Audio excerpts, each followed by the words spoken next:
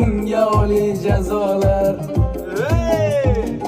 Chidash kerak barini, tomirida o'z qoning. Ikki xotin o'rtasida chiqib ketadi joning. Garchi eskilar bunga ruxsat berishgan, ammo ogoh etib ketishgan, bunda ko'pdir muammo. Bir kun janjalli uyda fayz qochadi 40 kecha, ming yilday qiyin o'tar, aytib qo'yay bir kecha.